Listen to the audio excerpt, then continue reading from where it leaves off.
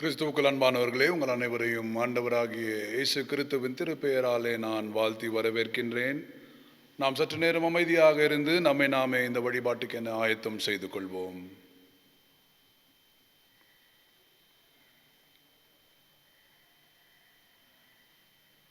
கடவுள் மைந்தர் தூய ஆவியாரின் திருப்பெயராலே ஆமேன். ஜெபம் செய்வோம். அன்பு நிறைந்த எங்கள் நல்ல ஆண்டவரே, எங்கள் யாவருக்கும் தாயும் தந்தையுமானவரே, இந்த அருமையான ஓய்வு நாளிலும் இல்லங்களிலிருந்து உம்மை வழிபடக்கூடிய ஒரு ஆசீர்வாதத்தை நீர் ஈந்திருப்பதற்காக நாங்கள் நன்றி செலுத்துகின்றோம். நீர் வாழ்வின் ஆண்டவர், விடுதலையின் ஆண்டவர். உம்முடைய அன்பினை அடித்தளமாக கொண்டு வாழ்வினையும் விடுதலையும் கொடுக்கக்கூடிய ஆண்டவர் என்பதிலே விசுவாசித்து இவ்வழிபாட்டிலே நாங்கள் இணைந்திருக்கின்றோம். உம்முடைய வாழ்வினையும் உம்முடைய விடுதலையும் நாங்கள் இவ்வழிபாட்டிலே அனுபவிக்க நீர் அருள் தாரும். இவ்வழிபாட்டின் துவக்கம் முதல் முடிவு வரைக்கும் உம்முடைய தூய ஆவியானவரை கொண்டு நீர் எங்களை வழிநடத்திட வேண்டுமாறு இறைமகனாம் இயேசுவின் வழியை வேண்டுகின்றோம். அன்பின் நல்ல கடவுளே, ஆமேன். இவ்வழிபாட்டுக்கு ஆரம்பமாகவும் ஒவ்வொரு கடவுளை போற்றும் வண்ணமாகவும் நாம் யாவரும் இணைந்து பாமாலைகளிலே 271வது பாடல், யாரை நான் புகழ்வேன் என்ற பாடலை யாவரும் சேர்ந்து பாடுவோம். பாமாலைகளிலே 271வது பாடல்.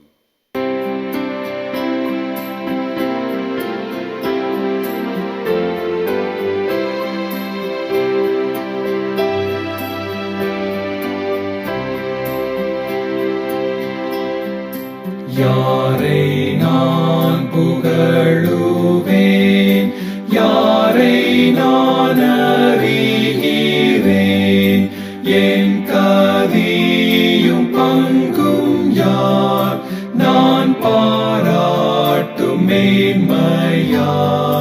தெய்வ ஆட்டுக்குட்டிதான், தெய்வ ஆட்டு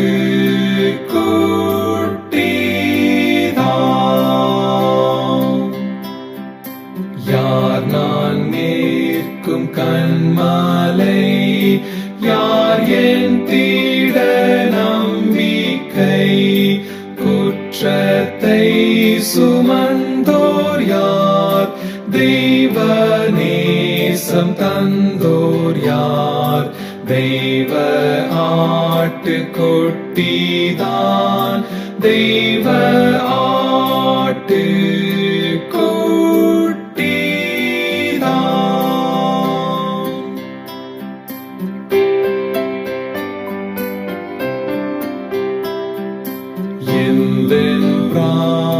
பலன் யார், ஆத்துமத்தின் சாரம் யார், யாரால் பாவி நீதிமான், யாரால் தெய்வ பிள்ளை நான். தெய்வ ஆட்டுக்குட்டிதான், தெய்வ ஆட்டு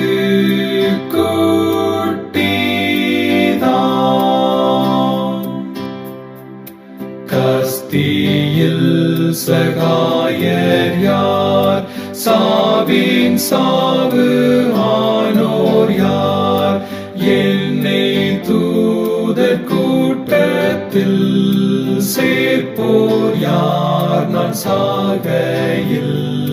தெய்வ ஆட்டுக்குட்டிதான், தெய்வ ஆட்டு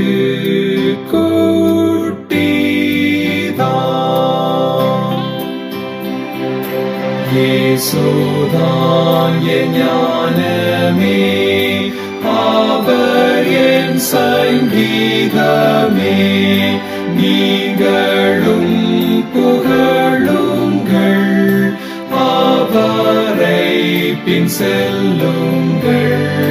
தெய்வ ஆட்டுக்குட்டியை, தெய்வ ஆட்டு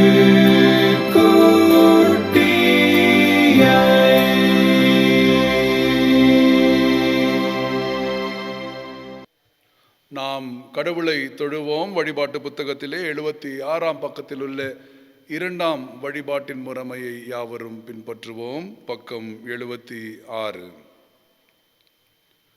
கடவுள் ஆவியாயிருக்கின்றார். அவரை தொழுது கொள்ளுகின்றவர்கள் ஆவியோடும் உண்மையோடும் அவரை தொழுது கொள்ள வேண்டும். நம்முடைய பிதாவாகிய கடவுளாலும் கர்த்தராகிய இயேசு கிறிஸ்துவினாலும் நமக்கு கிருபையும் சமாதானமும் உண்டாவதாக. இது நம்முடைய ஆண்டவர் உண்டு பண்ணின நாள். இதிலே நாம் அனைவரும் களி கூர்ந்து மகிழ கடவோம்.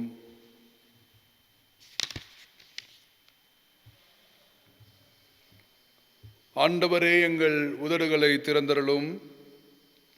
அப்பொழுது எங்கள் வாய் உம்முடைய புகழை அறிவிக்கும்.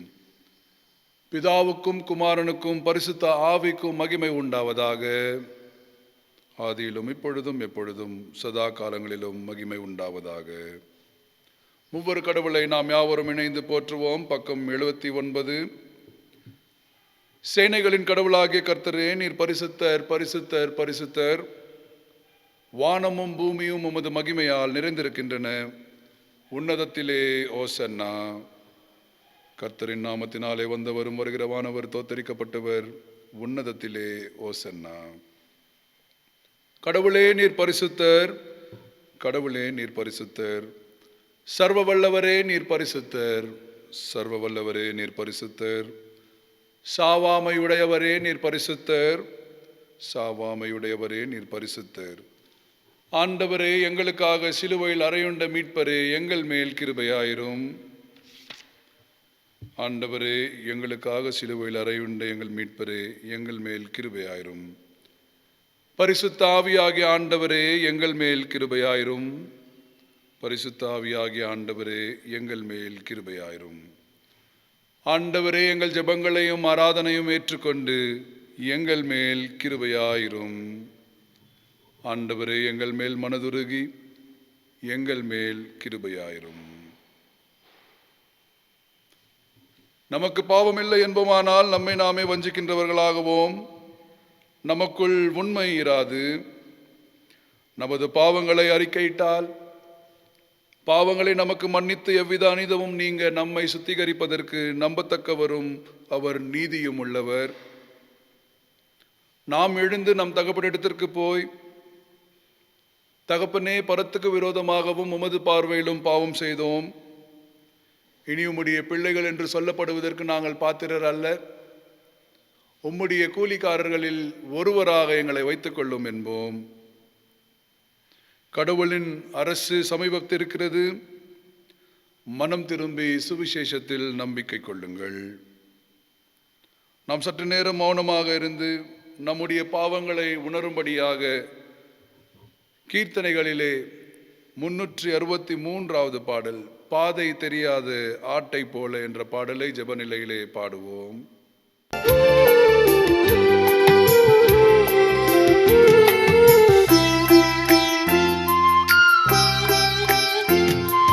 பாதை தெரியாத ஆட்டை போல அலைந்தேன் உலகிலே. பாதை தெரியாத ஆட்டை போல அலைந்தேன் உலகிலே. நல்ல நேசராக வந்து என்னை மீட்டீரே. நல்ல நேசராக வந்து என்னை மீட்டீரே.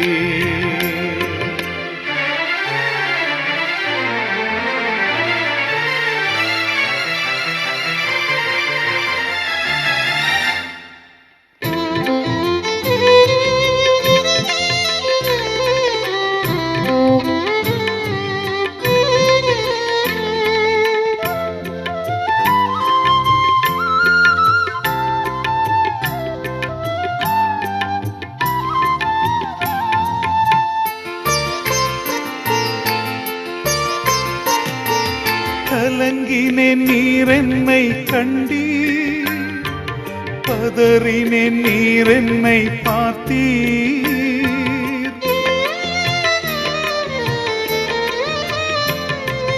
கலங்கினேன் நீரென்னை கண்டீர், பதறினேன், நீர் என்னை பார்த்தீர். கல்வாரியின் அண்டை வந்தேன், பாவம் தீர நான் அழுதேன். கல்வாரியின் அண்டை வந்தேன், பாவம் தீர நான் அழுதேன். பாதை தெரியாத ஆட்டை போல அலைந்தேன் உலகிலே.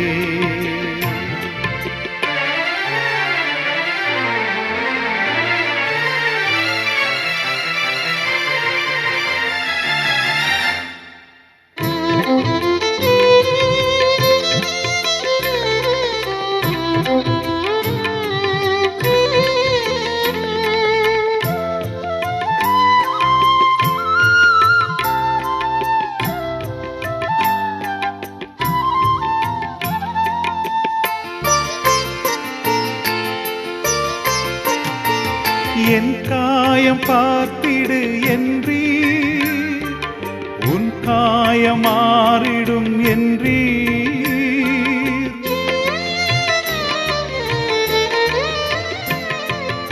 என் காயம் பார்த்திடு என்றீர், உன் காயம் மாறிடும் என்றீர். நம்பிக்கையோடு நீ வந்தாய், துணையாக இருப்பேனே என்றீர். நம்பிக்கையோடே நீ வந்தாய், துணையாக இருப்பேனே என்றீர். பாதை தெரியாத ஆட்டை போல அலைந்தேன் உலகிலே. பாதை தெரியாத ஆட்டை போல அலைந்தேன் உலகிலே. நல்ல நேசராக வந்து என்னை மீட்டீரே. நல்ல நேசராக வந்து என்னை மீட்டீரே. பாவங்களை உணர்ந்தவர்களாக சர்வ வல்லமுள்ள கடவுளோடு ஒப்புரவாகும்படி நம்முடைய பாவங்களை மனத்தாழ்மையாய் மறுபடியும் அறிக்கை செய்வோம். 81ஆம் பக்கத்தில் உள்ள 2ஆம் பாவ அறிக்கையின் ஜெபத்தை யாவரும் சேர்ந்து சொல்லுவோம். எங்கள் தந்தையாம் கடவுளே, நினைவினாலும் வார்த்தையினாலும் செய்கையினாலும் உமக்கு விரோதமாய் பாவம் செய்திருக்கின்றோம். முழு மனதோடு நாங்கள் உம்மை நேசிக்கவில்லை. எங்களிடத்தில் நாங்கள் அன்பு கூறுவது போல் அயலாரிடத்தில் நாங்கள் அன்பு கூறவில்லை. எங்கள் மேல் இரக்கமாயிருக்க உம்மை வேண்டிக் கொள்கிறோம். எங்கள் பாவ அழுக்கை நீக்கி எங்களை சுத்திகரியும். எங்கள் குற்றங்களை விட்டுவிட எங்களுக்கு உதவி புரியும். எங்கள் ஆண்டவர் இயேசு கிறிஸ்துவின் மூலமாய் வேண்டிக் கொள்கிறோம் பிதாவே, ஆமேன். நாம் உண்மையாக நம்முடைய பாவங்களை உணர்ந்து அவைகளை மன்னிக்கின்ற ஆண்டவரிடம் அறிக்கை செய்திருப்பதினாலே சர்வ வல்லமையும் மிகுந்த இரக்கமுள்ள ஆண்டவர் மன்னிப்பையும் பாவ நிவர்த்தியையும் நமக்கு கட்டளையிட்டருளி நம்முடைய வாழ்வினை சரி செய்து கொள்வதற்கான காலத்தையும் தமது பரிசுத்தாவின் கிருபையும் தேற்றுதலையும் நம் அனைவருக்கும் தந்தருள்வாராக. ஆமேன். ஆண்டவரை துதியுங்கள். ஆண்டவர் நாமம் துதிக்கப்படுவதாக. ஜெபம் செய்வோம். அன்பு நிறைந்த எங்கள் நல்ல ஆண்டவரே, உம்முடைய மென்மையான திருப்பணிக்காக மக்களை அழைத்து அவரவர்களின் திருப்பணிக்கு ஏற்ற அருட்பொழிவுகளை நீர் கொடுத்து அத்திருப்பணியை முழு உள்ளத்தோடும் உண்மையோடும் உத்தமமாய் செய்வதற்கு கொடுத்த அந்த அழைப்புக்காக நன்றி செலுத்துகின்றோம். அப்படிப்பட்ட மேன்மையான திருப்பணியிலே நீர் எங்களை இணைத்து கொண்டமைக்காக நாங்கள் உமக்கு நன்றி படைத்து அத்திருப்பணிக்கு உண்மையுள்ளவர்களாக வாழ நீர் அருள் தந்திரள வேண்டுமாறு இறைமகனாம் இயேசுவின் வழியே வேண்டுகின்றோம் அன்பின் நல்ல கடவுளே, ஆமேன். இன்று நாளுக்குரிய திருமறை பாடங்களை நாம் படிக்க கேட்போம். பழைய ஏற்பாட்டு திருமறை பகுதி எசேக்கியேல் இறைவாக்கினர் 33ஆம் அதிகாரம் வசனங்கள் 1 துவங்கி 9 முடிய. The prophetical book of Ezekiel, chapter 33, verses from 1 to 9. வாசிக்கும்படியாக குறிக்கப்பட்ட முதலாம் வேதபாடம் எசேக்கியேல் 33ஆம் அதிகாரம், வசனங்கள் 1 முதல் 9 வரை. கர்த்தருடைய வார்த்தை எனக்கு உண்டாகி, அவர், மனுபுத்திரனே, நீ உன் ஜனத்தின் புத்திரரோடு பேசி அவர்களோடு செல்ல வேண்டியதாவது, நான் தேசத்தின் மேல் பட்டயத்தை வரப்பண்ணுகையில் தேசத்தின் ஜனம் தங்கள் எல்லைகளில் உள்ள ஒருவனை அழைத்து அவனை தங்களுக்கு காவற்காரனாக வைத்த பின்பு, இவன் தேசத்தின் மேல் பட்டயம் வருவதைக் கண்டு எக்காலம் ஊதி ஜனத்தை எச்சரிக்கும் போது, எக்காலத்தின் சத்தத்தை கேட்கிறவன் அதை கேட்டும் எச்சரிக்கை இராமல் பட்டயம் வந்து அவனை வாரிக்கொள்ளுகிறது உண்டானால் அவனுடைய இரத்தப்பழி அவன் தலையின் மேல் சுமரும். அவன் எக்காலத்தில் சத்தத்தை கேட்டும் எச்சரிக்கையாய் இருக்கவில்லை, அவனுடைய இரத்தப்பழி அவன் பேரிலே சுமரும். எச்சரிக்கையாயிருக்கிறவனோ தன் ஜீவனை தப்புவித்துக் கொள்வான். காவற்காரன் பட்டயம் வருவதைக் கண்டும் அவன் எக்காலம் ஊதாமலும் ஜனங்கள் எச்சரிக்கப்படாமலும் பட்டயம் வந்து அவர்களில் யாதொருவனை வாரிக்கொள்ளுகிறது உண்டானால் அவன் தன் அக்கிரமத்திலேயே வாரிக்கொள்ளப்பட்டான். ஆனாலும் அவன் இரத்தப்பழியை காவல்காரன் கையிலே கேட்பேன். மனுபுத்திரனே, நான் உன்னை இஸ்ரவேல் வம்சத்தாருக்கு காவல்காரனாக வைத்தேன். ஆகையால் நீ என் வாயினாலே வார்த்தையை கேட்டு என் நாமத்தினாலே அவர்களை எச்சரிப்பாயாக. நான் துன்மார்க்கனை நோக்கி, துன்மார்க்கனே, நீ சாகவே சாவாய் என்று சொல்லுகையில், நீ துன்மார்க்கனை தன் துன்மார்க்கத்தில் இராதபடிக்கு எச்சரிக்கத்தக்கதாக அதை அவனுக்கு சொல்லாமல் போனால் அந்த துன்மார்க்கன் தன் அக்கிரமத்திலே சாவான். ஆனாலும் அவன் இரத்தப்பழியை உன் கையிலே கேட்பேன். துன்மார்க்கன் தன் வழியை விட்டு திரும்பும்படி நீ அவனை எச்சரித்தும் அவன் தன் வழியை விட்டு திருந்தாமல் போனால் அவன் தன் அக்கிரமத்திலே சாவான். நீயோ உன் ஆத்மாவை தப்புவிப்பாய் என்பதே. நிருப பாடம் படிக்க கேட்போம். 1 தீமோத்தேயு 3ஆம் அதிகாரம், வசனங்கள் 1 துவங்கி 13 முடிய. 1 Timothy chapter 3 verses from 1 to 13. 1 தீமோத்தேயு 3ஆம் அதிகாரம், வசனங்கள் 1 முதல் 13 வரை. கண்காணிப்பை விரும்புகிறவன் நல்ல வேலையை விரும்புகிறான், இது உண்மையான வார்த்தை.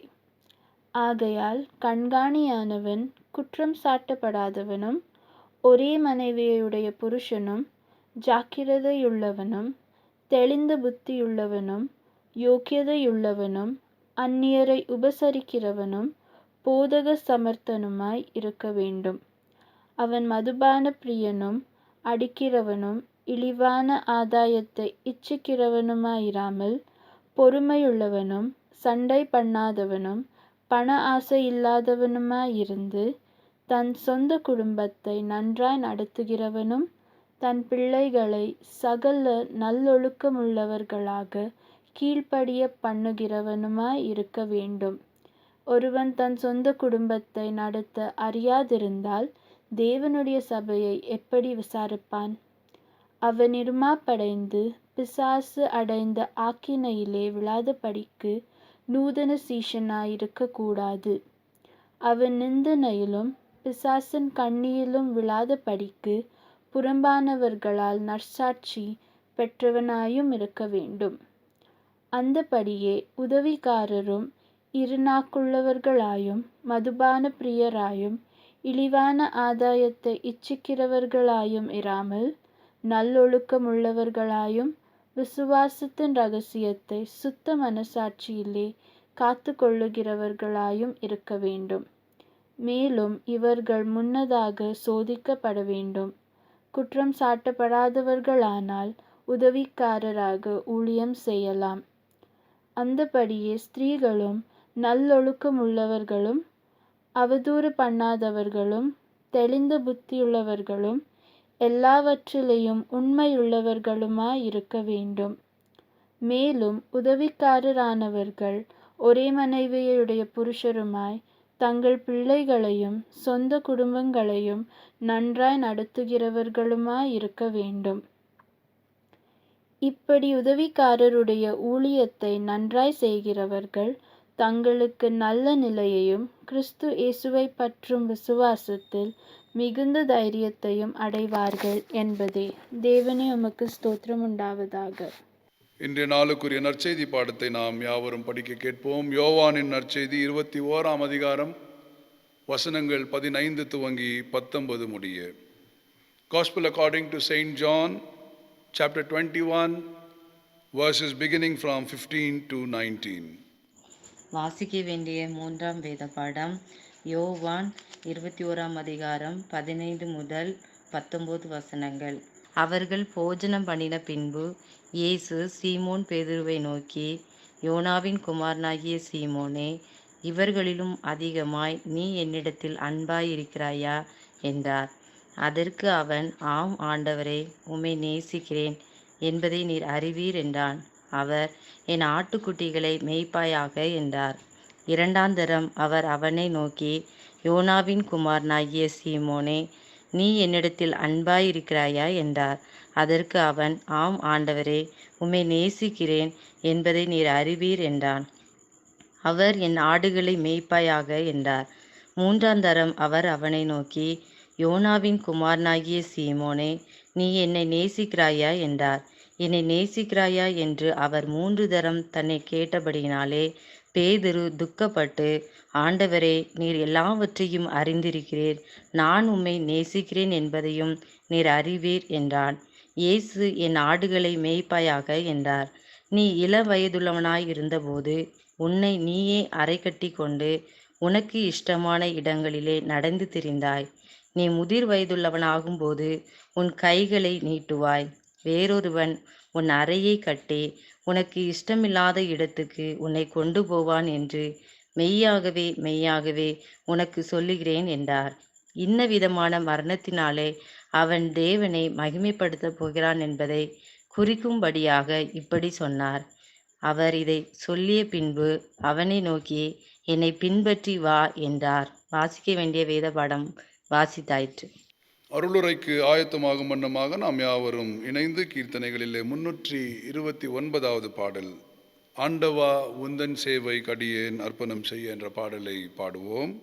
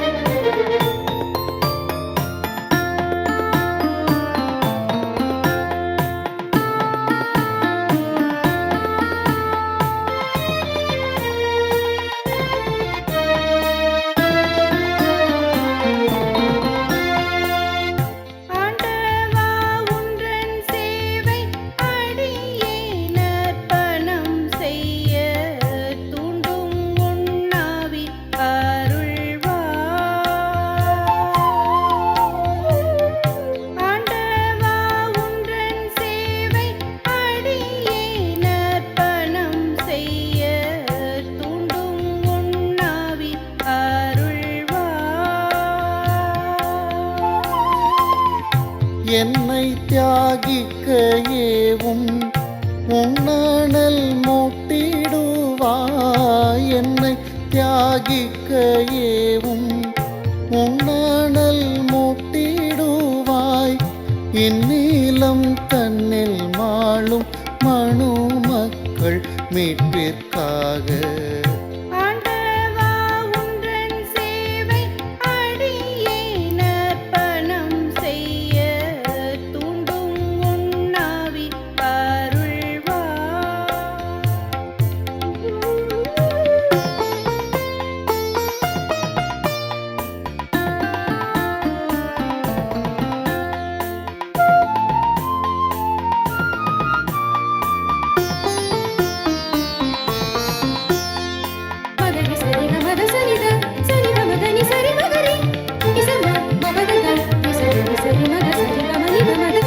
வறுமை வன் கடன் வியாதி குருட்டாட்டம் கட்சி கடும் அறிவீனம் அந்த அந்தகாரம்.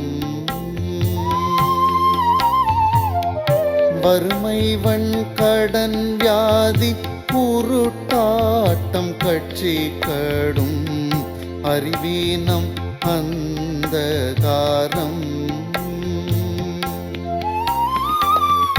மறுமூடி மக்கள் வாடும் தருணம் இக்காலமதார். மறுமூடி மக்கள் வாடும் தருணம் இக்காலமதால். குருநாதா உனதன்பை அருள்வாய் அடியேனுக்கே. ஆண்டவா உன்றன் சேவை அடியேனர்ப்பணம் செய்ய தூண்டும் உன்னாவி அருள்வாய்.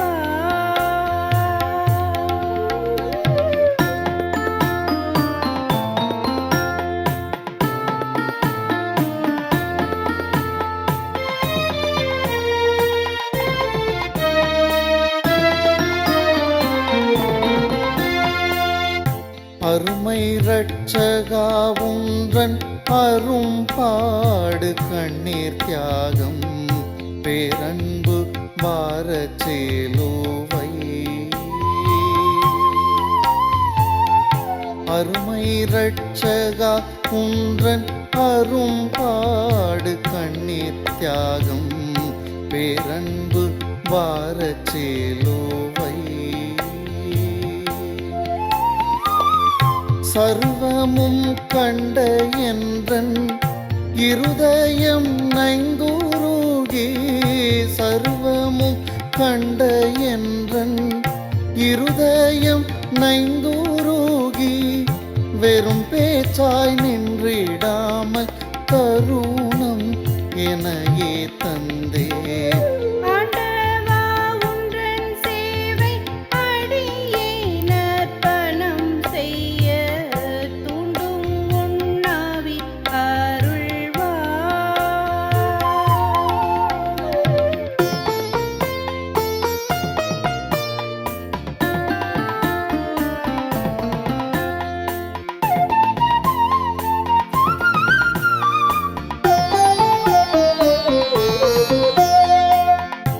உலகே உனதாயினும் தலை சாய்க்கத்தாவில்லாமல் நலமே பூரிந்து தேறிந்தாய். உலகே உனதாயினும் தலை சாய்க்கத்தாவில்லாமல் நலமே பூரிந்து தேறிந்தாய். எல்லாம் தூரந்து யான் முன் நல்லாவி கொண்டுழைக்க. எல்லாம் தூரந்து யான் முன் நல்லாவி கொண்டுழைக்க. வல்லாவூனும் சிலுவை அல்லால் வழி வேறுண்டா. ஆண்டவா உன்றன் சேவை அடியேனர்ப்பணம் செய்ய தூண்டும் உன்னாவி அருள்வாய்.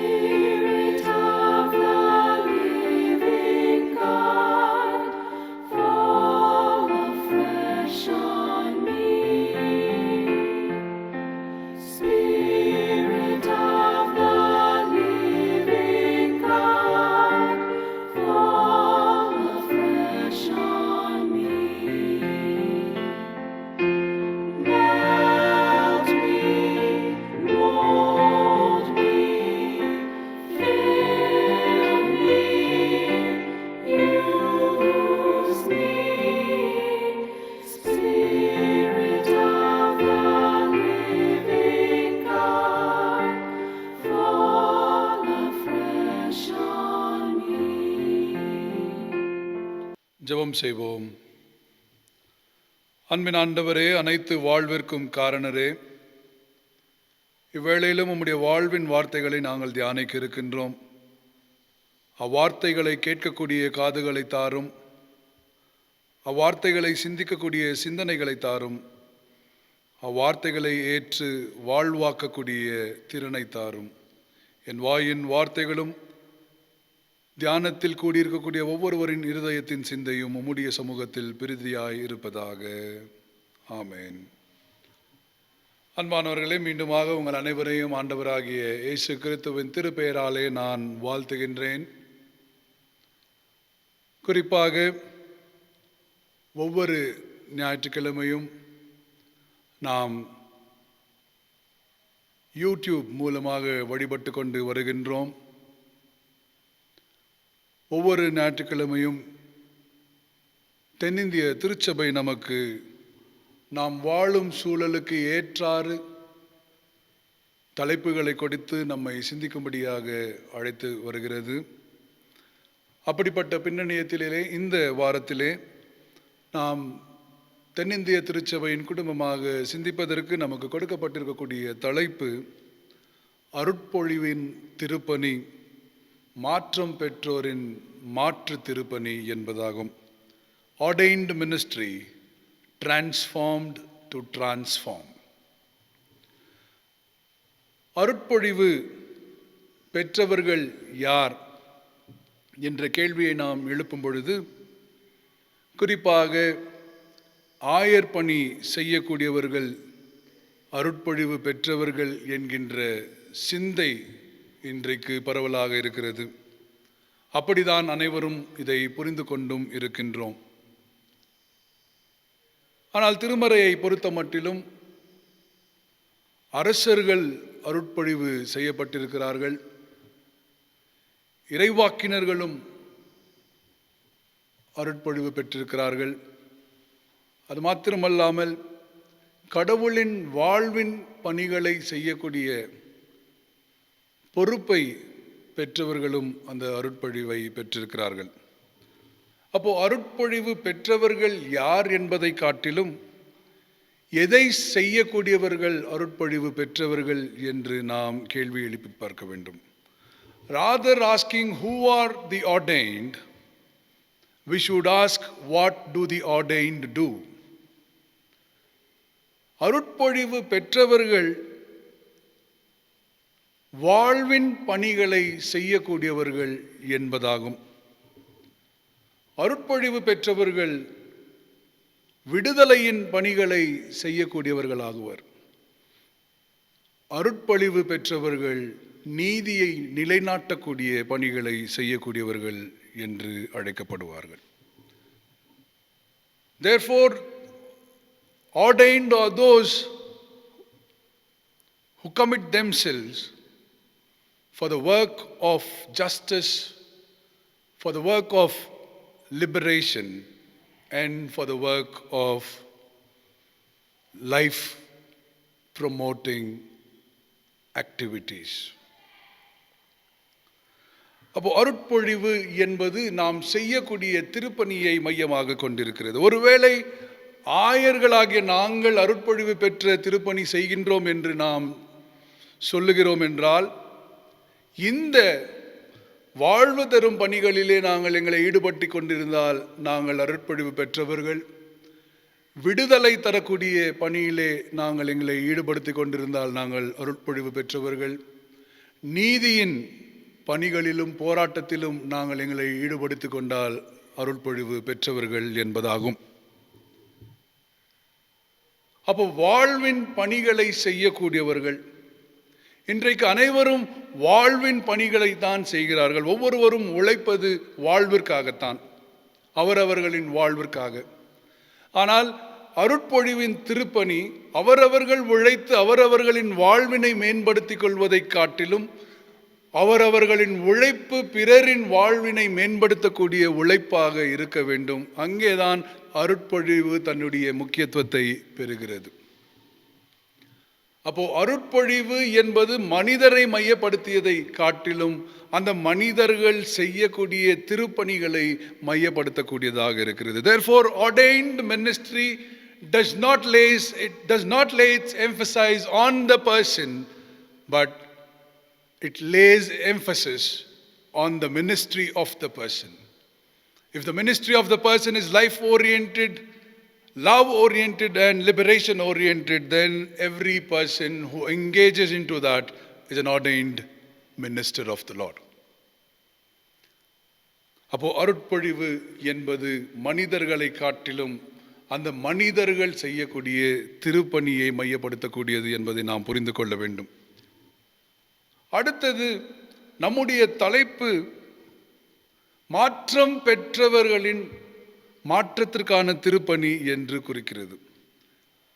It speaks about the transforming mission of the transformed. ஆனால் உண்மையிலேயே மாற்றம் பெற்றவர்கள் என்று இல்லை. There is nothing called as transformed. Everything is in the process of transformation.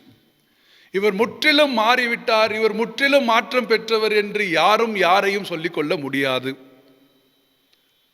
அனைவரும் அந்த மாற்றத்திற்குறான பணியிலே, மாற்றத்திற்குறான பயணத்திலே நாம் இணைந்திருக்கின்றோம். அந்த மாற்றங்கள் அவ்வப்போது நமக்குள்ளாக வந்து கொண்டே இருக்கும்.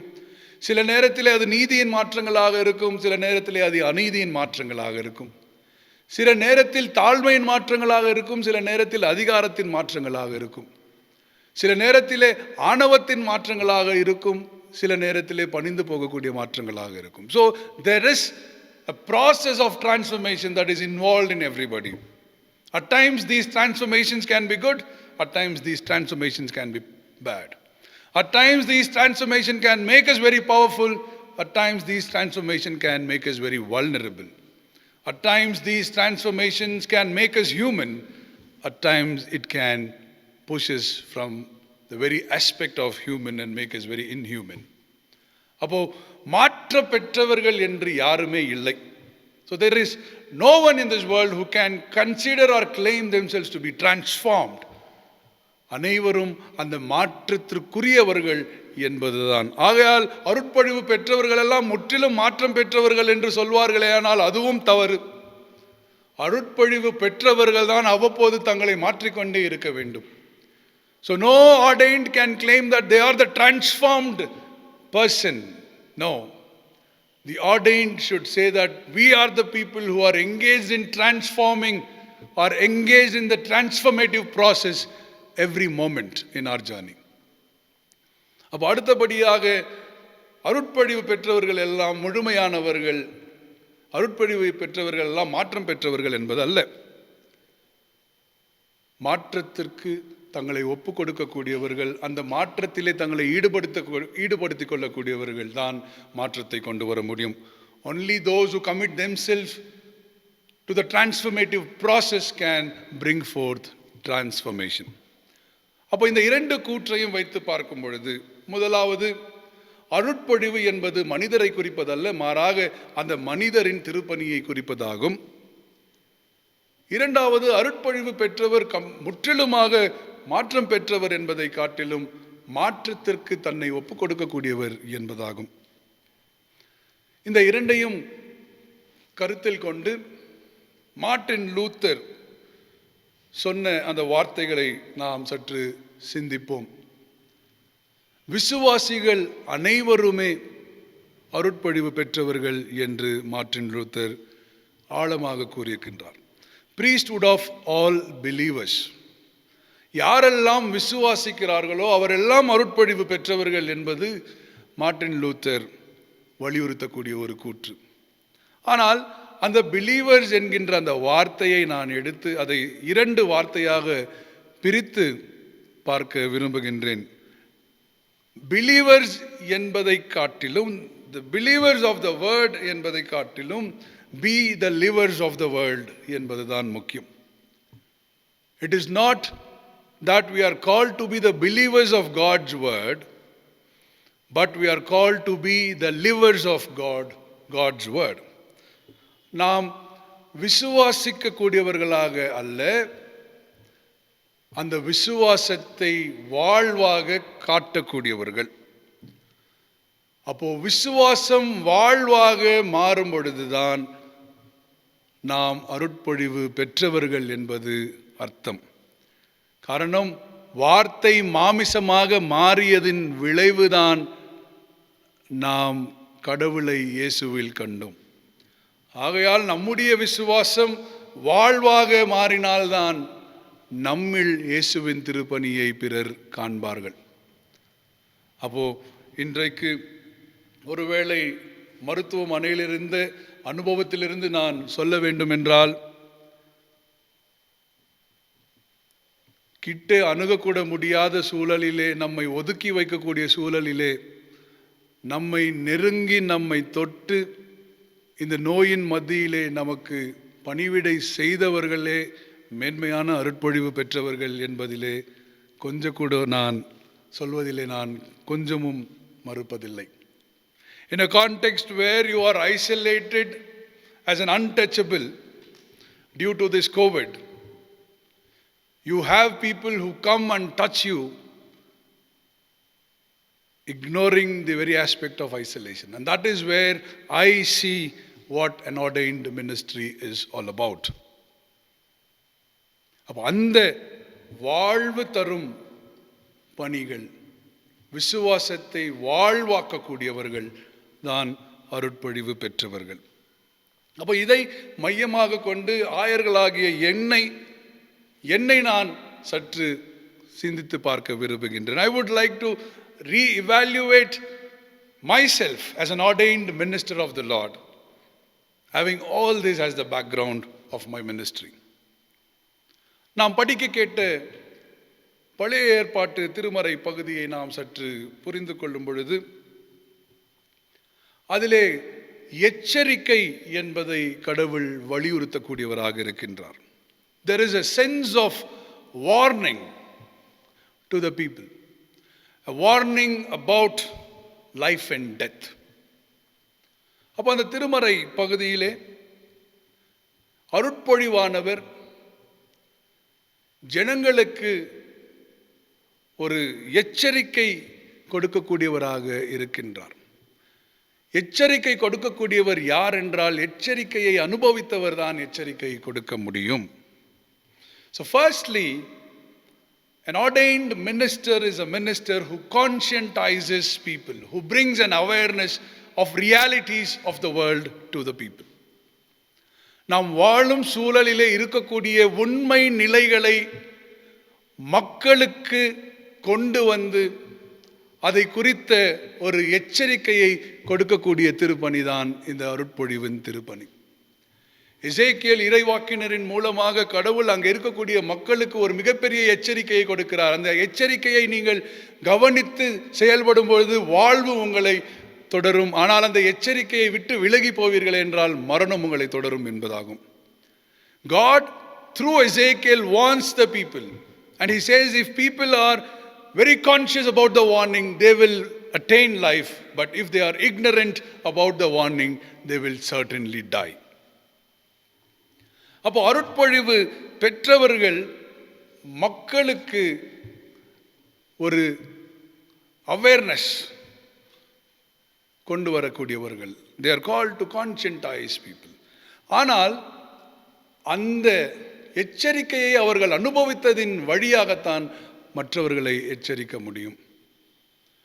So only through experiencing the realities you can always counsel about the realities and conscientize people about the realities.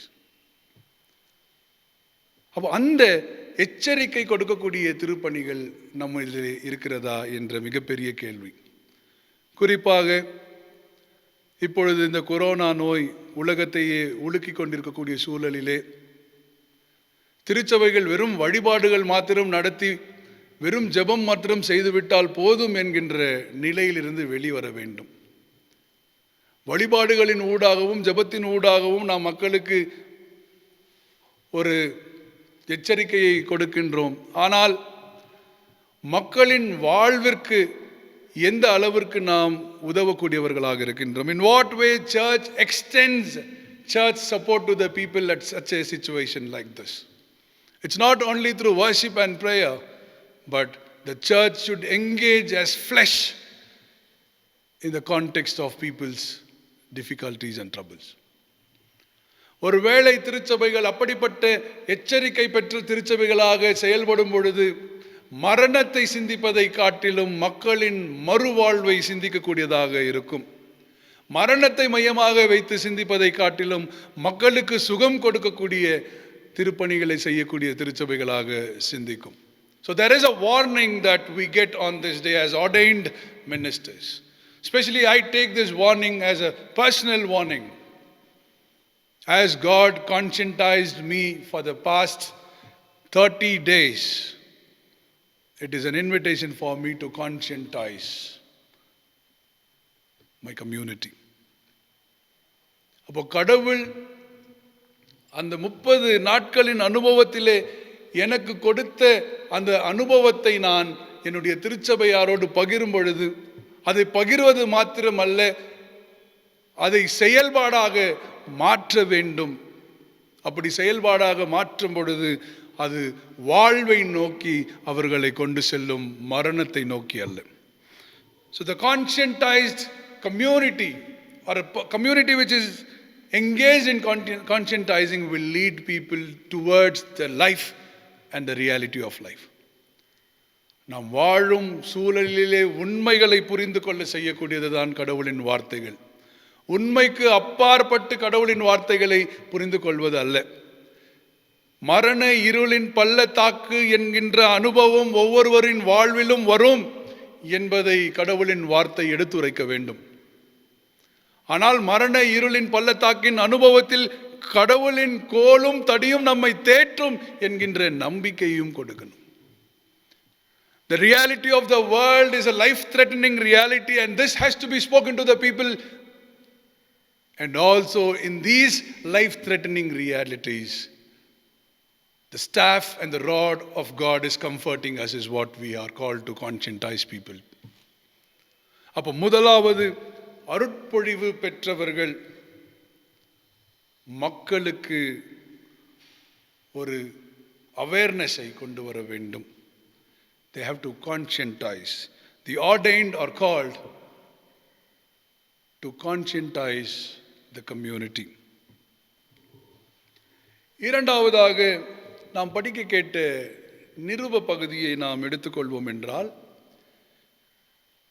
1 தீமோத்தேயு 3ஆம் அதிகாரத்தில் குறிப்பாக நாம் இப்பொழுது அருட்பொழிவு பெற்றவர்கள் என்று கருதக்கூடியவர்களின் வாழ்வு முறைக்கான சில தகவுகள் அதிலே இருக்கிறது. திருச்சபையின் தலைவர் துவங்கி திருச்சபையின் திருப்பணியாளர் வரைக்கும் ஒவ்வொருவரும் எப்படி வாழ வேண்டும், வாழ்வின் முறைகள் அவர்களது எப்படி இருக்க வேண்டும் என்பதை கற்றுக் கொடுக்கக்கூடியதாக இருக்கிறது. அப்போ அந்த திருமறை பகுதியிலே ஒழுக்கம் என்பதை மையப்படுத்தக்கூடிய ஒன்றாக இருக்கிறது. அருட்பொழிவு பெற்றவர்கள் ஒழுக்கம் நிறைந்த வாழ்வை வாழ வேண்டும். A life with moral values. அந்த ஒழுக்கம் என்கின்றதை இன்றைக்கு திருச்சபையாக நாம் எப்படி புரிந்து கொண்டிருக்கின்றோம் என்றால், அதை தன்வசப்படுத்தி தன்னலமாக புரிந்து கொண்டிருக்கின்றோம். குறிப்பாக கால்பார்த் என்கின்ற அறிஞர் ஒரு நபரை குறித்து சொல்லும் பொழுது இப்படி சொல்லுவார். ஒரு நபர் உலகத்திலேயே தன்னுடைய குடும்பத்தை நேசிக்கக்கூடிய ஒரு நபர் இருந்தார். தன்னுடைய பிள்ளைகளுக்கு நல்லதொரு தகப்பனாக இருந்தார். தன்னுடைய குடும்பத்தாருக்கு நல்லது செய்தவராக இருந்தார். அவர் யார் என்றால் அடால்ஃப் ஹிட்லர் என்றார். அப்போ தன்னுடைய குடும்பத்தை மாத்திரம் மையப்படுத்தி தன்னுடைய குடும்பத்திற்கு மாத்திரம் நல்லவர் என்று காண்பிக்கொண்டு உலகத்தை ஆளுமை செய்தவர் அவர். அப்போ ஒழுக்கம் என்பது தனிமைப்படுத்தப்பட்ட ஒன்றாக மாறிவிட்டது. ஆனால் தீமோத்தேயு பேசக்கூடிய ஒழுக்கங்கள் எப்படி சமூக நலனுக்காக அது இருக்கிறது என்பதை வலியுறுத்துகின்றார். The moral values should lead us towards a bringing up of an ethical community. If my moral value does not contribute anything towards the ethics of the society, I am immoral. என்னுடைய ஒழுக்கம் நான் வாழும் திருச்சபைக்கும் நான் வாழும் சமுதாயத்திற்கும் நல்லது செய்யவில்லை என்றால் நான் ஒழுக்கக்கேடு கெட்டவன் என்பதுதான் உண்மை. அப்ப அதிலும் 15வது வசனத்திலே அந்த ஒழுக்கம் உண்மை என்பதை அவர் வலியுறுத்துகின்றார். The moral leads you towards truth. ஆனால் தீமோத்தேயு 2 தன்மைகளை அங்கே கொண்டு வருகின்றார். இந்த 2 தன்மைகள் இன்றைக்கு அருட்பொழிவு பெற்றவர்களிடம் அதிகமாக காணப்படுகிறது. ஒன்று இரட்டை நாக்குடையவர்கள், டபுள் டங்க்டு பீப்புள். இன்னொன்று பணத்திற்காக ஆசைப்படக்கூடியவர்கள். Double tongued people and people for the greed of money and power. இன்றைக்கு அருட்பொழிவு பெற்றவர்களை நாம் சற்று சிந்தித்து பார்க்கும் பொழுது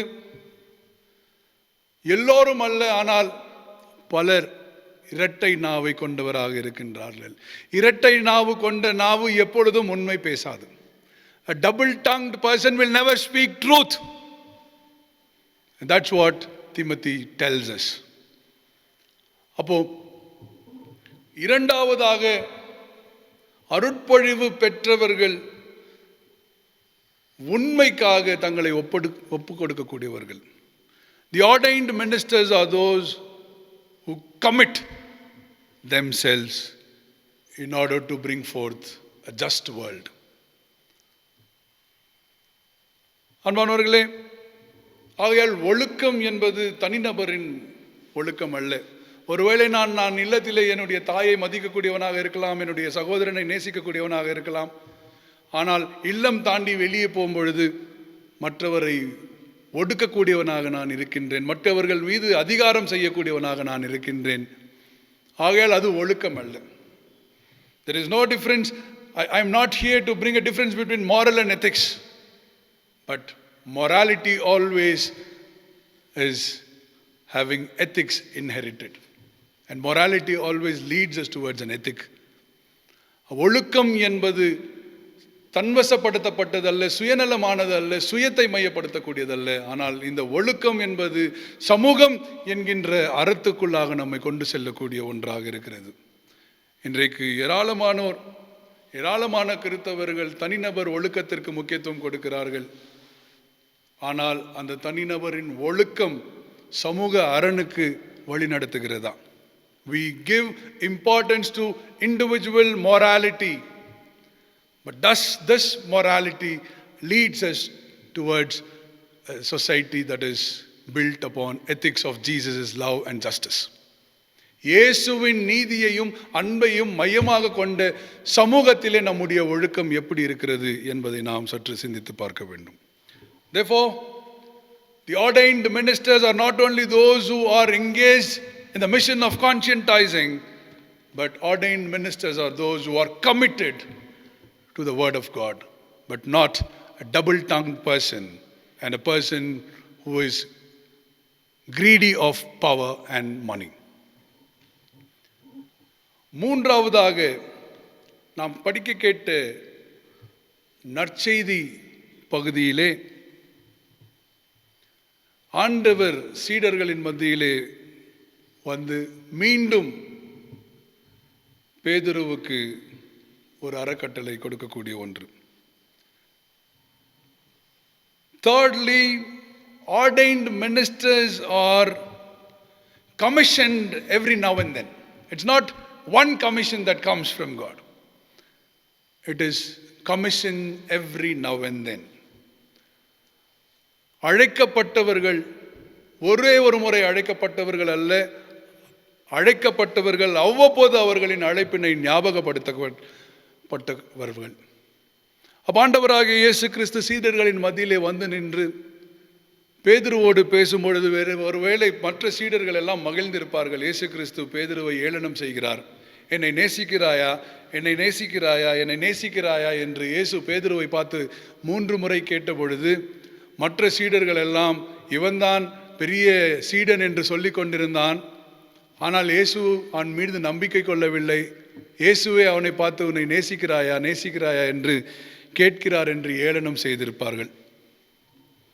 ஆனால் இயேசு பேதுருவை பார்த்து கேட்ட கேள்வி, அது பேதுருவை மாத்திரம் அல்ல, அங்க கூடியிருந்த அனைத்து சீடர்களுக்கும் அது உரியதாகும் என்பதுதான் நாம் புரிந்து கொள்ள வேண்டும். That question was not only focused to Peter, it was focused to all the other disciples who were standing along with Peter.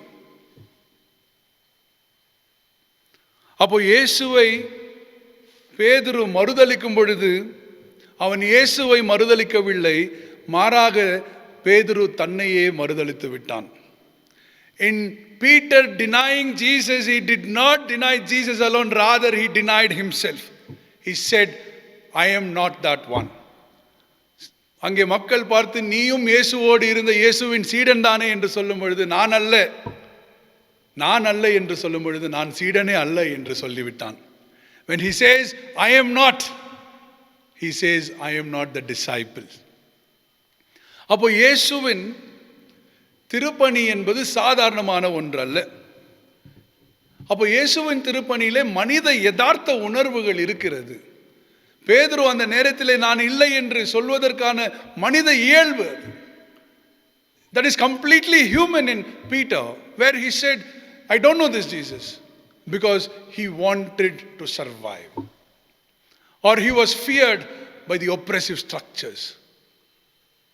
அங்கே இருக்கக்கூடிய அந்த ஆட்சியின் அதிகாரத்தை பார்த்து பயந்து பேதுரு அதை பேசியிருக்கலாம். இன்றைக்கு பயப்படுத்தி அனைவரையும் பல்வேறு செயல்பாடுகள் செய்யப்படுகின்றன. அநேகர் இன்றைக்கு பயந்து தங்களுடைய ஒப்படைப்பை விட்டு விடுகின்றோம். அப்போ அவ்வண்ணமே தானே பேதுருவும் அங்கே பயந்திருப்பான். அதிகாரத்திற்கு பயந்து, ஆட்சிக்கு பயந்து, எனக்கு இந்த இயேசு தெரியவில்லை என்று சொல்லியிருப்பான். அப்போ இன்றைக்கு அதிகாரத்தையும் ஆட்சியையும் பயன்படுத்தக்கூடியவர்கள் எல்லாம் இயேசுவை மறுதலிக்க செய்யக்கூடியவர்களாக இருக்கிறார்கள். Those who use power and authority in threatening people are asking us to deny Jesus. அப்போ பேதுருவை பார்த்து இயேசு கிறிஸ்து அங்கே பேசும் பொழுது நீ என்னை நேசிக்கிறாயா, என்னை நேசிக்கிறாயா, என்னை நேசிக்கிறாயா என்று சொல்லும் பொழுது நீ வாழும் சூழல் கண்டிப்பாக உன்னை ஆளுமை செய்யக்கூடிய சூழல், உன்னை பயம்படுத்தக்கூடிய சூழல். அப்படிப்பட்ட பயத்தின் மத்தியிலும் அவைகளுக்கு அடிபணியாமல் நீ திருப்பணியை செய்வாயா என்ற கேள்வியை எழுப்பக்கூடியது. So the commissioning of the Lord comes every now and then, because at times we would have feared powers and the authorities, but it is encouraging us to stand. It is encouraging us to move towards the love of Jesus. அப்போ இயேசு கிறிஸ்து பேதுருவை பார்த்து பேசும் பொழுது அங்கே பேதுருவை ஏளனப்படுத்துவதல்ல, மாறாக பேதுருவை இன்னும் பலப்படுத்தி பேதுருவுடன் நின்ற சீடர்களையும் பலப்படுத்தி இயேசுவின் அன்பின் திருப்பணியை செய்வதற்கான ஒரு அழைப்பு. அப்போ இன்றைக்கு திருப்பணி என்று எடுத்துக்கொள்ளும் பொழுது, திருப்பணியாளர்கள் என்று எடுத்துக்கொள்ளும் பொழுது சக்சஸ்ஃபுல் திருப்பணியாளர் அப்படின்னு ஒன்று பிடிச்சிட்டு இருக்கிறாங்க. அது யார் சக்சஸ்ஃபுல் திருப்பணியாளர் என்று தெரியல. Nobody can claim themselves to be successful in the ministry of the Lord, because Jesus himself was not successful in the ministry. Jesus was all through struggling in his ministry. So what is this successful ministry that we are talking about? அப்போ இயேசுவின் திருப்பணி என்று சொல்லும் பொழுது அந்த திருப்பணியிலே மனித இயல்புகள் இருக்கிறது. இந்த மனித யதார்த்தங்கள் மனித அதிகாரங்களையும் மனித ஒடுக்குமுறைகளுக்கும் பயந்து தன்னுடைய யதார்த்தத்தை வாழ்ந்து கொண்டிருக்கிறது. அப்போ மனித யதார்த்தங்களை தாண்டி மனிதர்களை பார்க்க விரும்பக்கூடாது.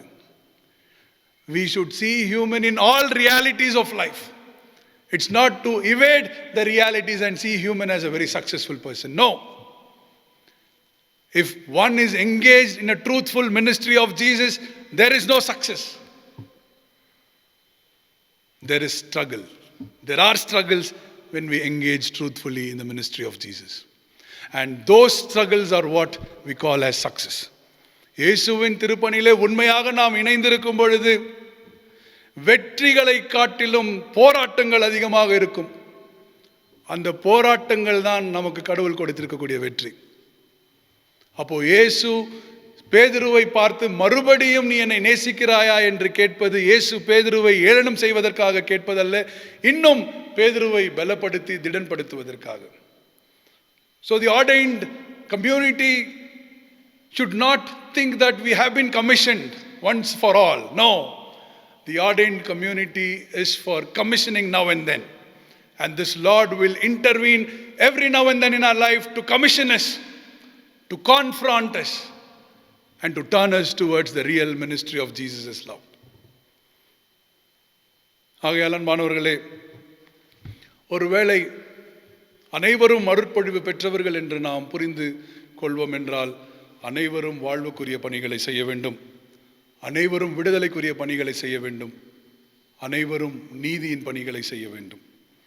ஆனால் ஆயர்கள் தான் அருட்பொழிவு பெற்றவர்கள் என்பதையும் நாம் புரிந்து கொள்வோம் என்றால், ஆயர்கள் இந்த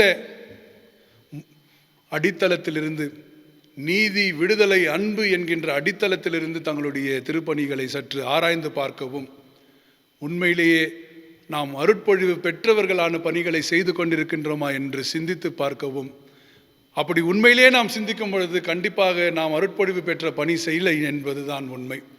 நாம் அருட்பொழிவு பெற்ற பணியை செய்து வரவில்லை என்று உணர்ந்து மனம் திரும்பி அருட்பொழிவின் பணிகளை செய்து, உண்மையான அருட்பொழிவு என்றால் என்ன என்பதை நாமும் புரிந்து கொள்ள, நாம் வாழும் சமூகமும் புரிந்து கொள்ள ஆண்டவர் தாமே நம்மை ஆசீர்வதித்து வழிநடத்தி காப்பாராக. ஆமென். அருளுரையை கேட்ட நாம் நம்முடைய விசுவாசத்தை அறிக்கை செய்வோம். வானத்தையும் பூமியையும் படைத்த சர்வ வல்லமுள்ள பிதாவாகிய தேவனை விசுவாசிக்கின்றேன். அவருடைய ஒரே குமாரனாகிய நம்முடைய நாதர் இயேசு கிறிஸ்துவையும் விசுவாசிக்கிறேன். அவர் பரிசுத்த ஆவியினாலே கன்னி மரியாளிடத்தில் உற்பவித்து பிறந்தார். பொந்தியு பிலாத்துவின் காலத்தில் பாடுபட்டு சிலுவையில் அறையுண்டு மரித்து அடக்கம் பண்ணப்பட்டு பாதாளத்தில் இறங்கினார். 3ஆம் நாள் மரித்தோரிடத்திலிருந்து எழுந்தருளினார். பரமண்டதற்கு ஏறி சர்வ வல்லமுள்ள பிதாவாகிய தேவனுடைய வலது பாரிசத்தில் வீற்றிருக்கிறார். அவ்விடத்திலிருந்து உயிருள்ளோரையும் மரித்தோரையும் நியாயம் தீர்க்க வருவார். பரிசுத்த ஆவியும் விசுவாசிக்கிறேன். பொதுவாக இருக்கிற பரிசுத்த சபையும் பரிசுத்தவான்களுடைய ஐக்கியமும் பாவ மன்னிப்பும் சரீரம் உயிர்த்தெழுதலும் நித்திய ஜீவனும் உண்டென்று விசுவாசிக்கின்றேன். ஆமேன். அன்பானவர்களே, உங்கள் யாவருக்கும் ஆண்டவராகிய இயேசு கிறிஸ்துவின் திருப்பெயராலே நான் வாழ்த்துக்களை தெரிவித்துக் கொள்கின்றேன். குறிப்பாக கடந்த ஒரு மாத காலமாய் நான் வழிபாட்டிலே பங்கு பெற முடியவில்லை. அநேகருக்கு தெரிந்திருக்கும், ஒரு சிலருக்கு தெரிந்திருக்காது. குடும்பத்திலே கொரோனா நோயினாலே அண்ணன் பாதிக்கப்பட்டு, அது குடும்பத்தில் இருக்கக்கூடிய சிலரை பாதித்தது. என்னுடைய 2 அன்னிமார்களும் அதனால் பாதிக்கப்பட்டார்கள். நானும் அதனாலே பாதிக்கப்பட்டேன். தகப்பனாரும் அதனாலே பாதிக்கப்பட்டு 5 பேரும் மருத்துவமனைகளிலே இருந்து 5 பேரும் இப்பொழுது இல்லங்கள் திரும்பியிருக்கின்றோம். இது ஏதோ நாங்கள் தப்பித்து விட்டோம் என்று சொல்வதற்கான ஒரு செய்தி அல்ல. நாங்கள் தப்பித்து விட்டோம், அநேகர் மறைத்து விடுகிறார்கள், ஆனால் கடவுள் எங்கள் மேல் கிருபையாக இருந்து எங்களை மாத்திரம் காப்பாற்றி விட்டார் என்று சொல்லக்கூடிய சாட்சி இது அல்ல. ஒவ்வொருவரும் மரண அனுபவங்களை அனுபவிக்க வாய்ப்புகள் இவ்வுலகத்தில் இருக்கிறது என்பதை புரிந்து கொள்ளக்கூடிய ஒரு சூழல். ஆகையால் தான் சங்கீதம் நமக்கு மரண இருளின் பள்ளத்தாக்கிலே நான் நடந்தேன் என்பதை உறுதிப்படுத்துகிறது. அப்போ மரண இருளின் பள்ளத்தாக்கின் அனுபவங்கள் அனுபவித்திருக்கக்கூடியவர்கள், அந்த அனுபவங்களை மேற்கொண்டிருக்கக்கூடியவர்கள் இருக்கிறார்கள், அந்த அனுபவத்திலே மடிந்து போனவர்கள் இருக்கிறார்கள். அப்போ மரண இருளின் பள்ளத்தாக்குகள் அதிகமாக இருக்கிறது. அதில் ஏராளமானோர் அந்த அனுபவத்திலிருந்து வெளிவருகிறார்கள்.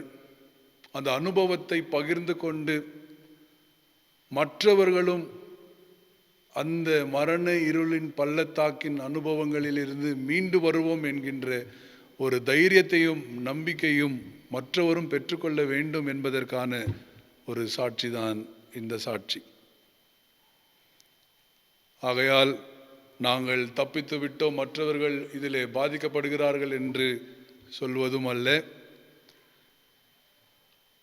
நாங்கள் நல்லது செய்து விட்டோம், ஆகையால் தப்பித்து விட்டோம், மற்றவர்கள் எல்லாம் தீமை செய்தார்கள், ஆகையால் பாதிக்கப்பட்டார்கள் என்பதற்கும் சொல்வதல்ல.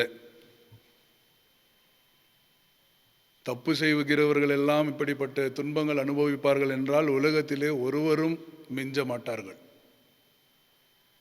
ஆகையால் தவறுகளுக்கும் நோய்களுக்கும் யாரும் ஒப்பிடுதல் செய்யக்கூடாது, ஒப்பிடவும் முடியாது. இப்படிப்பட்ட சூழல்களின் ஊடாக மனிதர்கள் கடந்து செல்ல வேண்டும் என்பதுதான் உண்மை. ஏனென்றால் அப்படிப்பட்ட சூழல்கள் இப்பொழுது உலகம் எங்கும் உருவாகி இருக்கிறது.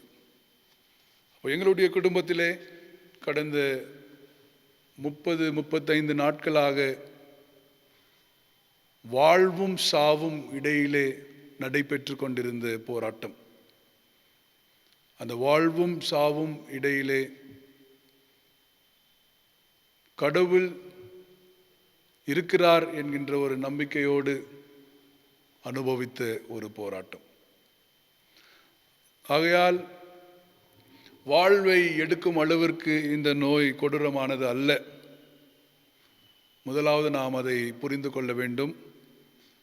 கண்டிப்பாக வாழ்வை எடுக்கிற அளவிற்கு இந்த நோய் கொடூரமான நோய் அல்ல. அதை நாம் மீண்டு வர முடியும். மருத்துவர்கள் நமக்கு சில அறிகுறிகளை கொடுத்திருக்கிறார்கள். அந்த அறிகுறிகள் ஆரம்பத்திலே இருக்கும் பொழுதே நாம் அதை உணர்ந்து அதற்கு சற்று முக்கியத்துவம் கொடுத்து அதை கவனிக்க வேண்டும். சில வேளைகளிலே நாம் அதை பொருட்படுத்தாமல் இருக்கும்போது அது வளர்ந்து விடுகிறது. அது வளர்ந்தாலும் சரி, நாம் அதை மேற்கொள்ள முடியும். என்னுடைய இல்லத்திலே எனக்கு வயது கம்மி, என்னுடைய தகப்பனாருக்கு வயது ஜாஸ்தி. இருவரும் அதை கடந்து வந்திருக்கிறோம். அப்படி நான் மருத்துவமனையில் இருக்கும் பொழுது ஏராளமான வயதானவர்கள் அங்கே இருந்தார்கள். அனைவரும் அந்த மருத்துவத்தின் வழியாக அந்த நோயை மேற்கொண்டார்கள். ஆகையால் தான் நான் சொல்கிறேன், வாழ்வை எடுக்கும் அளவிற்கு இது கொடூரமானதல்ல. நாம் அனைவரும் அதனுடைய எச்சரிக்கையை உணர்ந்து செயல்படும் பொழுது நாம் அவை மேற்கொள்ள முடியும் என்பதை நாம் அனைவரும் புரிந்து கொள்ள வேண்டும். குறிப்பாக திருச்சபையார், உங்களுக்கு ஒரு முக்கியமான அறிவிப்பு. இப்பொழுது நமக்கு உதவி செய்யக்கூடிய மருத்துவர்கள் இருக்கிறார்கள். அதுவும் இல்லத்திலிருந்தே நாம் இந்த நோய்க்கான மருத்துவம் பெற்றுக்கொள்ள முடியும். அதை நீங்கள் மனதில் கொள்ளுங்கள், தைரியமாக இருங்கள். ஒருவேளை அறிகுறிகள் ஏதாவது இருக்குமேயானால் யாருக்கும் தெரியக்கூடாது என்று எண்ணாதீர்கள்.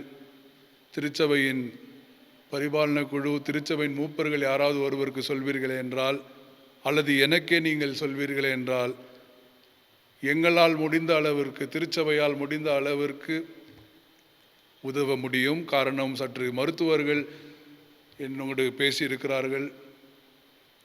இல்லத்திலிருந்தே நாம் அவர்களுக்கு ஆரம்ப உதவிகளை செய்யலாம். அது வளராதபடிக்கு அதை நாம் தடுக்க முடியும் என்கின்ற ஒரு உதவி கரம் நீட்டியிருக்கிறார்கள். மருத்துவர்களும் சரி, மருத்துவ பணியில் இருக்கக்கூடியவர்களும் சரி. ஆகையால் திருச்சபையார் இதை கருத்தில் கொண்டு நீங்கள் செயல்படவும் எச்சரிக்கையாக இருக்கவும். கண்டிப்பாக இது வாழ்வை எடுக்கக்கூடியது அல்ல. இதை நாம் மேற்கொள்ள முடியும் என்கின்ற மன தைரியம் இருந்தால் கண்டிப்பாக நாம் மேற்கொள்ள முடியும். அந்த மன தைரியத்திற்காக நாம் கடவுளிடம் வேண்டிக் கொள்ள வேண்டும். சில சூழல்கள் அந்த தைரியத்திலிருந்து நம்மை தள்ளிவிடக்கூடியதாக இருக்கும். ஆனால் தைரியத்திலே நிலைத்திருந்து நம்மால் மேற்கொள்ள முடியும் என்கின்ற ஒரு விசுவாசத்திலும் நாம் நிலைத்திருக்க வேண்டும். ஆகையால் திருச்சபையாரே, நான் சொன்ன வண்ணம் நம்முடைய திருச்சபை தொடர்ந்து திருச்சபையின் குடும்பத்தை கவனிக்கவும், ஒவ்வொருவரும் உங்களுடைய உடல் நலன்களை பகிர்ந்து கொள்ளவும், தேவைப்பட்டால் நாம் நம்முடைய மருத்துவர்களோடு உதவியை நாடலாம். ஆகையால் அந்த முதல் உதவிக்கான ஆயத்தங்களை இப்பொழுது திருச்சபையாக நாங்கள் செய்து கொண்டிருக்கின்றோம். அந்த நம்பிக்கை உங்களுக்குள்ளாக இருக்க வேண்டும். தொடர்ந்து நாம் பயணம் செய்வோம். இந்த சூழல் மாறும். கடவுள் கண்டிப்பாக ஆசீர்வதிப்பார். கர்த்ததாமே இந்த சூழல்களை மேற்கொள்ளக்கூடிய மன தைரியத்தையும் உடல் தைரியத்தையும் நம் அனைவருக்கும் தந்தருள்வார். அனைவரும் தொடர்ந்து கடவுளின் அருளினாலே பயணம் செய்வோம். ஆண்டவர் உங்களை ஆசீர்வதித்து காப்பாராக. ஜெபம் செய்வோம். அன்பு நிறைந்த எங்கள் நல்ல ஆண்டவரே, அனைத்து வாழ்வின் பணிகளுக்கும் காரணரே, இன்றைய நாளிலும் உம்முடைய வழிபாட்டிலே பங்கு பெறவும் உம்முடைய வார்த்தைகளை ஆண்டவரே நாங்கள் பகிர்ந்து கொள்ளவும் கொடுத்த நல்லதொரு தருணத்துக்காக நன்றி செலுத்துகின்றோம். குறிப்பாக இவ்வேளையிலும் ஆண்டவர் தாமே உம்முடைய அருளினாலே எங்களை வழிநடத்தி வருவதற்காக நாங்கள் நன்றி செலுத்துகின்றோம்.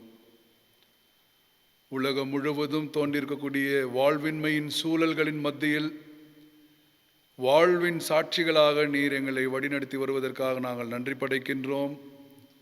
இந்த வாழ்வின்மையின் சூழல் ஆண்டவரே பல்வேறு சமூக தீமைகளினாலும் நாடுகளின் மத்தியிலே ஏற்படக்கூடிய வன்முறைகளினாலும் குறிப்பாக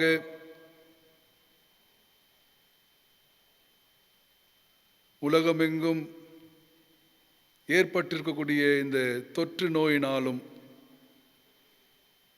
வாழ்வின்மையின் சூழல்கள் ஒவ்வொருவரையும் தாக்கிக் கொண்டிருக்கிறது. இப்படிப்பட்ட வாழ்வின்மையின் சூழல்களை மாற்ற நீர் வல்லமை கொண்டவர் என்பதிலே நாங்கள் விசுவாசிக்கின்றோம். ஆகையால் வாழ்வு மறுபடியும் உலகமெங்கும் மலர செய்தரள வேண்டுமாறு நாங்கள் ஜெபிக்கின்றோம். குறிப்பாக கொரோனா தொற்று நோயினாலே பாதிக்கப்பட்டு வாழ்விலோந்தோரை எண்ணி நாங்கள் மனம் வருந்துகின்றோம். ஆண்டவரே, அந்த உறவுகளை இழந்திருக்கக்கூடிய உறவினர்களுக்காக குடும்பத்திற்காக நாங்கள் ஜெபிக்கின்றோம். ஆண்டவர் ஒருவரே உம்முடைய ஆறுதலையும் ஆற்றலினையும் அவர்களுக்கு நிறைவாய் தந்தரள வேண்டுமாறு ஜெபிக்கின்றோம். அவ்வண்ணமே அந்நோயினாலே பாதிக்கப்பட்டு ஆண்டவரே சுகம் பெற்று வருவோருக்காக நாங்கள் நன்றி படைக்கின்றோம். குறிப்பாக மருத்துவர்களுக்காக, மருத்துவ உதவியாளர்களுக்காக, கொடுக்கக்கூடிய மருத்துவங்களுக்காக நாங்கள் நன்றி செலுத்துகின்றோம். ஏராளமானோர் சுகம் பெற்று செல்வதை நாங்கள் உணர்கின்றோம். ஆண்டவர் தாமே அவர்களுக்கு நிறைவான சுகத்தை பலத்தை கட்டளையிட்டரல வேண்டுமாறு வேண்டுகின்றோம். அவனுமே பாதிக்கப்பட்டு மருத்துவமனைகளில் இருக்கக்கூடியவர்களுக்காக நாங்கள் வேண்டுகின்றோம். ஆண்டவரே, வாழ்வு பெறுவோம் என்று மருத்துவமனைக்குள்ளாக பிரவேசித்திருக்கக்கூடிய ஒவ்வொருவரும் வாழ்வு பெற்று வெளியேறக்கூடிய கிருபையை தாரும். இந்த நோயின் வீரியத்தை குறைத்தரலும், இந்த நோயின் வீரியத்தை மழுங்கடித்தரலும், இந்த நோயை தாங்கக்கூடிய ஆற்றலினையும் பலனையும் சத்தையும் ஒவ்வொரு மனிதர்களுக்கும் நீர் தாரும். இந்த நோயை குணமாக்கக்கூடிய ஞானத்தை ஆண்டவர் தாமே உம்முடைய மருத்துவர்களுக்கு தந்தரள வேண்டுமாறு ஜெபிக்கின்றோம். இதன் வழியாக மரணங்கள் குறைந்து போகவும், ஆண்டவரே இது பரவுவது குறைந்து போகவும், இதனுடைய வீரியம் முறியடிக்கப்படவும் நாங்களும் அன்றை வேண்டுகின்றோம். அவ்வண்ணமே ஆண்டவரே, இந்திய நாட்டில் பல்வேறு பகுதிகளிலே வெள்ளமும் மக்களை வாட்டி கொண்டிருப்பதை அறிந்திருக்கின்றீர். ஏராளமானோர் மழையினாலும் வெள்ளத்தினாலும் தங்களுடைய வாழ்வினையும் வாழ்வாதாரத்தையும் இழந்து கொண்டிருக்கிறார்கள். ஆண்டவர் அனைத்திற்கும் புதுமை என்பதிலே நாங்கள் விசுவாசிக்கின்றோம். இது உம்முடைய படைப்பு. நீரே இப்படைப்புகளை பாதுகாத்தரல வேண்டுமாறு நாங்கள் ஜெபிக்கின்றோம். வெள்ளத்தின் வழியாக வாழ்வினை இழந்தோர், வாழ்வாதாரத்தை இழந்தோர் உம்முடைய திருக்கரங்களிலே நாங்கள் ஒப்புக் கொடுக்கின்றோம். ஆண்டவர் அவர்களை ஆறுதல் படுத்தி ஆற்றல் படுத்தி வெள்ளத்திலிருந்து மீண்டு வரவும், ஆண்டவரே, வெள்ளம் ஒரு பக்கம், நோய் ஒரு பக்கம் அவர்களை வாட்டி கொண்டிருக்கக்கூடிய சூழலிலே வாழ்வின் ஆற்றலை நிறைவாக தந்து இரண்டையும் எதிர்த்து போராடி வெளியேறக்கூடிய ஒரு ஆசீர்வாதத்தை அம்மக்களுக்கு தந்தரல வேண்டுமாறு ஜெபிக்கின்றோம். உண்ண உணவின்றி தங்க இடமின்றி உடைய ஆடையின்றி தவிக்கக்கூடிய மக்களுக்கும் உம்முடைய ஆசீர்வாதத்தை நீர் தந்தரல வேண்டுமாறு நாங்கள் வேண்டுகின்றோம். கர்த்தர் தாமே இதுவரைக்கும் எங்களுடைய திருச்சபையின் குடும்பத்தாரை பாதுகாத்து வந்தமைக்காக நன்றி படைக்கின்றோம். ஒவ்வொரு குடும்பத்தையும் திருக்கரங்களை ஒப்புக் கொடுக்கின்றோம். ஒவ்வொரு குடும்பத்தையும் ஆண்டவர் பாதுகாத்தருள வேண்டுமாறு நாங்கள் வேண்டுகின்றோம். ஒவ்வொரு குடும்பத்திற்கும் தேவையான சமாதானத்தை, சந்தோஷத்தை நிறைவாக நீர் கொடுத்தருள வேண்டுமாறு நாங்கள் ஜெபிக்கின்றோம். குறிப்பாக இரு திருச்சபைகளின் குடும்பங்களிலும் திருமண நாளினை கொண்டாடினோருக்காகவும் பிறந்த நாளினை கொண்டாடினோருக்காகவும் நாங்கள் ஜெபிக்கின்றோம். இன்னொரு ஆண்டினை காண செய்த கிருபைக்காக நாங்கள் நன்றி படைக்கின்றோம். கடந்த ஆண்டு முழுவதும் ஆண்டவர் அவர்களுக்கு கொடுத்த எல்லா விதமான சுகத்திற்கு, பலத்திற்கு நாங்கள் நன்றி செலுத்துகின்றோம். கொடுத்த நல்ல உறவுக்கு நன்றி படைக்கின்றோம். கொடுத்த விசுவாச வாழ்விற்கு நன்றி செலுத்துகின்றோம். பிரவேசித்திருக்கக்கூடிய புதிய ஆண்டிலும் உன்னுடைய நன்மைகளை ஏராளமாக பெற்றுக்கொள்ளவும், நிறைவான சுகத்தோடு பலத்தோடு வாழவும் நீர் அருள் தாரும். குறிப்பாக மீண்டுமாய் ஆண்டவரே, அனைத்து உலகத்தின் சமாதானத்திற்காக நாங்கள் ஜெபிக்கின்றோம். மீண்டும் அனைத்து உலகமும் வாழ்வுக்குரிய இடமாகவும் உறவுக்குரிய இடமாகவும் ஆண்டவரே கூட்டுறவுக்கான இடமாக மாற்றம் பெற நீர் எங்களை கொண்டு உழைத்தருள வேண்டுமாறு இறைமகனாம் இயேசுவின் வழியே வேண்டுகின்றோம். அன்பின் நல்ல கடவுளே, ஆமேன். பரமண்டலங்களிலே இருக்கிற எங்கள் பிதாவே, உம்முடைய நாமம் பரிசுத்தப்படுவதாக, உம்முடைய ராஜ்யம் வருவதாக, உம்முடைய சித்தம் பரலோகத்திலே செய்யப்படுவது போல பூலோகத்திலும் செய்யப்படுவதாக. அன்றன்றுள்ள அப்பத்தை எங்களுக்கு இன்று தாரும். எங்களுக்கு விரோதமாய் குற்றம் செய்கிறவர்களை நாங்கள் மன்னிக்கிறது போல எங்கள் குற்றங்களை எங்களுக்கு மன்னித்தருளும். எங்களை சோதனைக்குள் பிரவேசிக்க பண்ணாமல் தீமைந்து ரட்சித்துக் கொள்ளும். ராஜ்யமும் வல்லமையும் மகிமையும் என்றென்றைக்கும் உம்முடையவர்களே, ஆமேன்.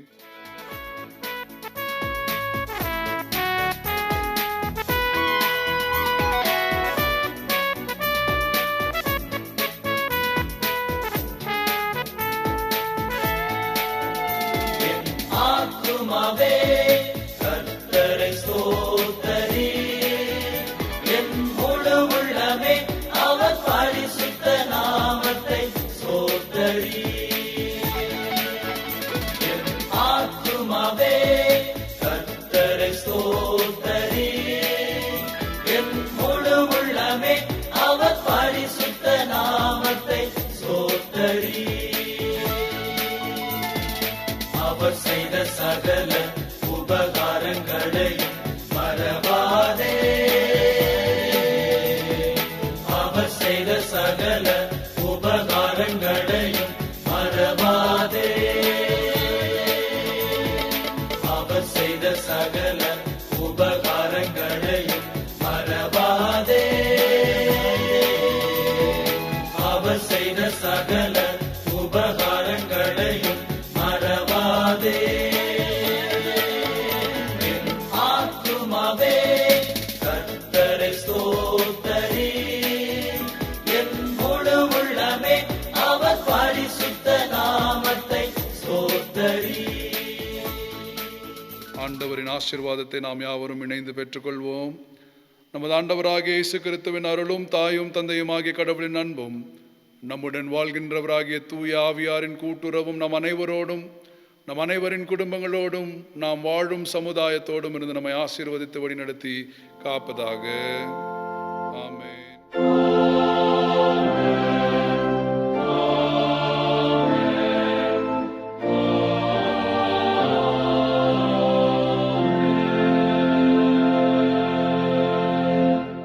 இவ்வழிபாட்டினை நிறைவு செய்யும் வண்ணமாக பாமாலைகளிலே 361வது பாடல், ஒப்பில்லாத திவ்ய அன்பே என்ற பாடலை நாம் யாவரும் சேர்ந்து பாடுவோம்.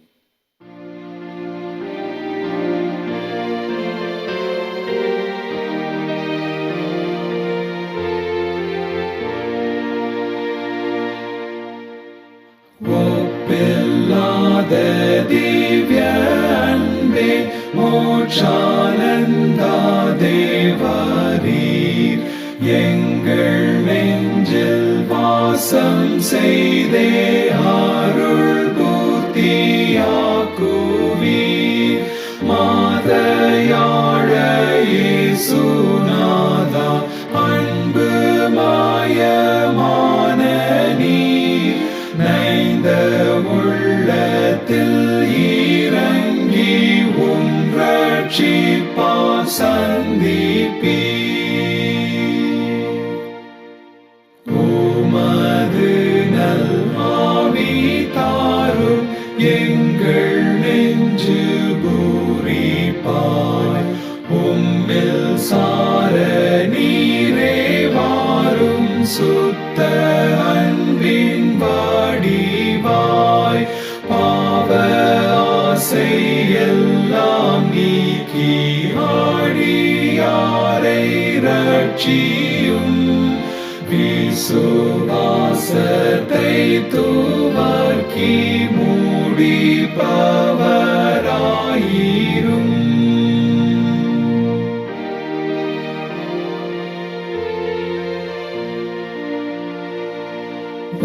வல்லநாதா எங்கள் பேரில் மீட்பின் அன்பை ஊற்றுமே வீரைவாய் உம் ஆலயத்தில் வந்து என்றும் தங்குமே வானோர் போல நாங்கள் உம்மை நித்தம் வாழ்த்தி சேவிப்போம் ஓய்வில்லாமல் உமதன்பை பூரிப்பாய் கொண்டாடுவோம்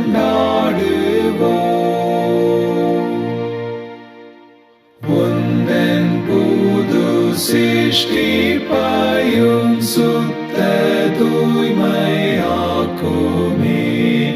உந்தன் திவ்ய ரட்சிப்பையும் பூரணப்படுத்துமே எங்கள் கிரீடம் முன் வைத்து அன்பில் மூழ்கி போற்றியும் மேன்மை மேலே மேன்மை பெற்று விண்ணில் வாழச் செய்